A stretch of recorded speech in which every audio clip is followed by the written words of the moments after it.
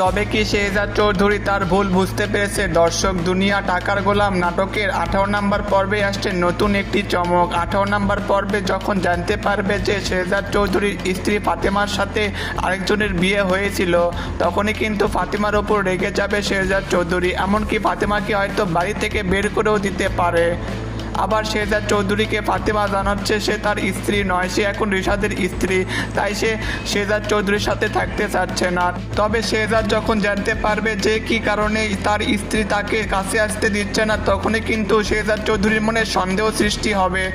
এরপর ভয় পেয়ে শেহজাদ চৌধুরীর স্ত্রী ফাতেমা সব কিছু শেহজাদকে বলে দেবে। এরপরে শেহজাদ চৌধুরী সোজা ঋতুদের বাসায় যাবে এবং রিশাদকে উচিত শিক্ষা দেওয়ার জন্য তাকে উঠিয়ে নিয়ে আসবে। এর মাঝেই হয়তো ঋতুর সাথে শেহজাদ চৌধুরীর দেখা হবে, আর তখনই ঋতু গোলামকে তার সত্যি কথা বলবে যে সে সত্যি তাকে ভালোবেসে ফেলেছিল। তবে এই 7 মাসে যা যা ঘটেছিল শেহজাদের সাথে তার কোনো কিছু আর তার মনে নেই।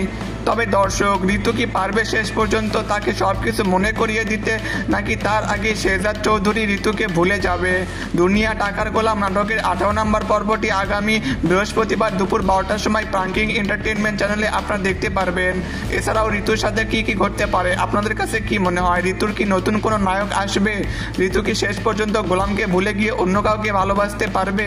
আগামী 18 নম্বর পর্বের পর কিন্তু চমক আসতে চলেছে, নতুন একজন নায়কের এন্ট্রি হতে চলেছে দুনিয়া টাকার গোলাম নাটকে।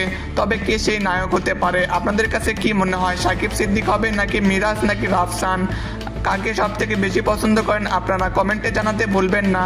দুনিয়া টাকার গোলাম নাটকের 18 নম্বর পর্বের জন্য কে কে অপেক্ষা আছেন কমেন্টে জানিয়ে যাবেন। এছাড়াও শেহজাদ চৌধুরীর সাথে কাকে বেশি মানায়, ঋতুকে নাকি ফাতেমাকে? কমেন্টে জানাতে ভুলবেন না।